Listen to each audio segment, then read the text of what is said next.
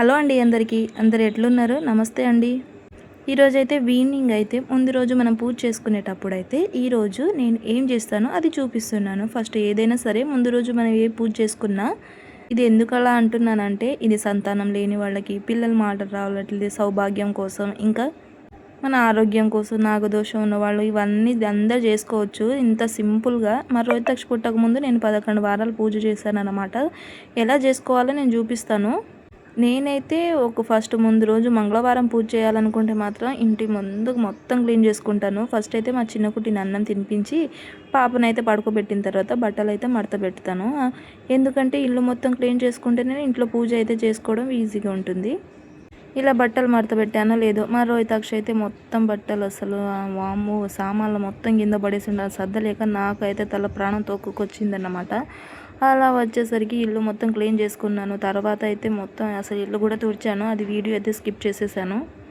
పిల్లలకు మంచిగా మాటలు రావాలంటే సంతానం లేని వాళ్ళు అయితే ఇలాంటి పూజలు అయితే కంపల్సరీ చేయాల్సిందే. ఎందుకంటున్నానంటే ఆరోగ్యం కూడా బాగుంటుంది. చాలామందికి అంటే పెళ్ళి తర్వాత నాగదోషాలు పీరియడ్స్ స్కిప్ అవుతాయి ఇవన్నీ ఉంటాయి రెగ్యులర్గా. ఇవన్నీ స్కిప్ అవ్వాలంటే ఈ దేవుడిని అయితే కంపల్సరీ మొక్కాల్సిందే. నేనైతే ఎక్స్పీరియన్స్తో చెప్తున్నాను. చాలా వరకు ఈ నేను ఎక్స్పీరియన్స్ చేసి చెప్తున్నాను కాబట్టి నేను ఎక్స్పీరియన్స్ అయ్యి మీకు చెప్తున్నాను. ఫస్ట్లో నేను నమ్మలేదు, మా చిన్నమ్మ చెప్పిందన్నమాట. కానీ ఇవన్నీ ఎలా చేస్తారులే అని అనుకున్నా నిజంగా చెప్పాలంటే. తర్వాత నేను అస్సలు ఫస్ట్ టైం చేసినప్పుడు అయితే ఒక వారం రెండో వారం అలా స్కిప్ చేసేసాను అన్నమాట. ఇంకా అవ్వదులే అని 2-3 మంత్స్ అలాగే వదిలేసాను. తర్వాత స్ట్రిక్ట్గా అనుకున్నాను అన్నమాట, నేను ఎలాగైనా చేయాల్సిందే. అలా అనుకుంటే ఒకసారి చేసి చూద్దామని అనుకున్న తర్వాత నేనైతే చేసి కంపల్సరీ 11 వారాలు అయిన తర్వాత అంటే 9 వారాలు చేద్దామని అనుకున్నాను. తర్వాత నేనైతే చేసుకున్నాను. ప్రెగ్నెన్సీ టెస్ట్ చేసుకోగానే నాకైతే అసలు ఏం కనిపించలేదు. మా చిన్నమ్మ అలా చెప్పింది. కానీ నేను అనుకున్నా నేను ఇంత శ్రద్ధగా చేయట్లేదేమో అని నాకు అనిపించింది. తర్వాత నేను చాలా కాన్ఫిడెంట్గా ఉన్నాను అన్నమాట. ఇంకెలాగైనా వస్తుందేమో అని చాలా శ్రద్ధగా చేశాను. అప్పుడు అనిపించింది నాకు నిజంగా మన దేవుడి మీద నమ్మకం లేక నేను చేశాను. తర్వాత నాకు 2-3 వారాలు ఉంది కాబట్టి దేవుడి మీద నమ్మకంతో ఇంకా చేశాను. నేను ఏదైనా సరే దేవుడి మీద భారం వదిలేసి నమ్మకంతో చేయండి. ఎంతైనా అసలు సింపుల్ ప్రాసెస్ అండి. నాకైతే అనిపించింది ఒక పూజ చేయడానికి మనకెందుకు ఇంత బాధ అనిపించింది. నాకైతే పూజ చేయడానికి చాలా మైండ్ అనేది రిలీఫ్గా ఉంటుంది, ఇంకా ప్రశాంతత కూడా ఉంటుంది. పూజ చేయడంలో అంటే మనకు అంత రిలీఫ్గా అనేది ఉంటుంది, ఇంకా నమ్మకం అనేది వస్తుంది. ఇప్పుడైతే నేను పొద్దున్నే లేసే పూజ మొత్తం కంప్లీట్ చేసుకున్న తర్వాత ఇంట్లో ఫస్ట్ ఎప్పుడైనా దీపం వెలిగించుకొని పోవాలండి. ఇంట్లో పూజ చేసుకొని ఇంట్లో మొత్తం పని చేసుకొని మా చిన్న కుట్టిని ఇద్దరిని తినిపించి పోతున్నాను.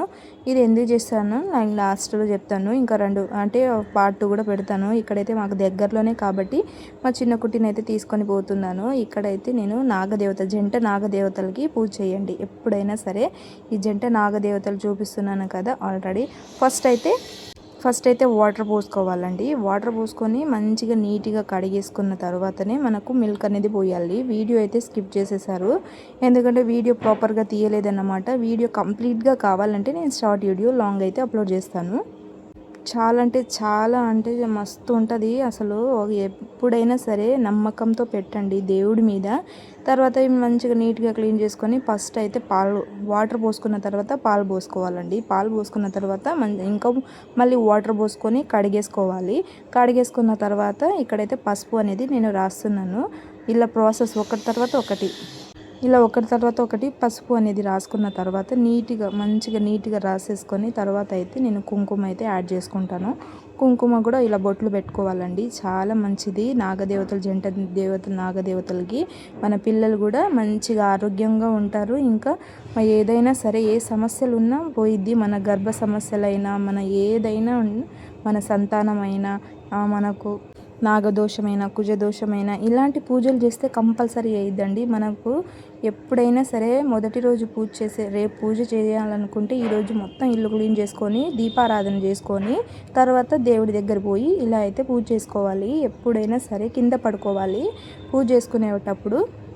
ఆ రోజు ఉపవాసం కూడా ఉండొచ్చు. నాకైతే చిన్న బేబీలు కాబట్టి నేను ఉండలేకపోయాను. నేను అప్పట్లో పూజ చేసేటప్పుడు అయితే ఆఫ్టర్నూన్ దాకా అయితే ఉండేదాన్ని. ఇక్కడ 11 ప్రదక్షిణాలు చేసి పూజ చేసుకోవాలండి ఎప్పుడైనా సరే. దీపం అయితే కంపల్సరీ పెట్టాలి. మీకు ప్రాపర్గా చూపించలేదు నేను. ప్రాపర్గా కావాలంటే మాత్రం కంపల్సరీ అయితే కామెంట్ చేయండి. ఇక్కడైతే చాలా అంటే చాలా మంచిది. మీరైతే ఒకసారి ట్రై చేయండి. నమ్మకంతో దేవుణ్ణి పూజించండి. అప్పుడే నేను చెప్తున్నాను, ఇద్దరు పిల్లల్ని ఆ దేవుడిని మొక్కినందుకే నాకు ఇద్దరు పిల్లలు దేవుడు ఇచ్చిండు. నీకు అందుకే చెప్తున్నాను, ఎవరైనా సరే నమ్మకంతోనే చెప్తారు. నేను ఎక్స్పీరియన్స్ చేసి చెప్తున్నాను. ఇది రియల్గా నేను అసలు చెప్పలేను. అది ఎక్స్పీరియన్స్ చేసిన వాళ్ళకే తెలిసిద్ది. ఎంతైనా నమ్మకంతో చేస్తేనే అది దేవుడి మీద నమ్మకం భారం పెట్టుకొని ఇది 11 ప్రదక్షిణాలు చేసుకోవాలి. ఇక్కడైతే చిమిలి అనేది కూడా పెట్టేసుకోవాలండి. తమలపాకులో పెట్టి చిమిలి అంటే అది షార్ట్ వీడియోలో పెడతాను, చిమిలి ఎలా చేసుకోవాలో. తమలపాకులో పెట్టి తర్వాత అయితే ఇలా పూజ చేసుకున్న తర్వాత ఒక దీపం పెట్టేసి మంచిగా మీరు ఏమనుకుంటున్నారో కోరిక అనేసి 11 ప్రదక్షిణాలు చేసి ఇలా అయితే మా చిన్న కుట్టికి గంట కొట్టిద్దంట, మా వాడు కూడా గంట కొట్టిద్దంట. ఈ ఆంటీ ఎవరో వచ్చి గంట కొట్టిస్తే వద్దు అని అంటున్నాను. నేను ఎత్తుకుంటేనే గంట కొట్టుకుంటాడంట. ఇలా ఇద్దరిని ఎత్తుకునేసరికి నా తల ప్రాణం తోక్కొస్తుంది. ఎందుకంటే నా పిల్లలే కదా అనిపిస్తుంది. మళ్ళీ కోపం వచ్చినప్పుడు ఏదో ఒకటి అనేస్తాను. మీరైతే సబ్స్క్రైబ్ చేసుకోండి.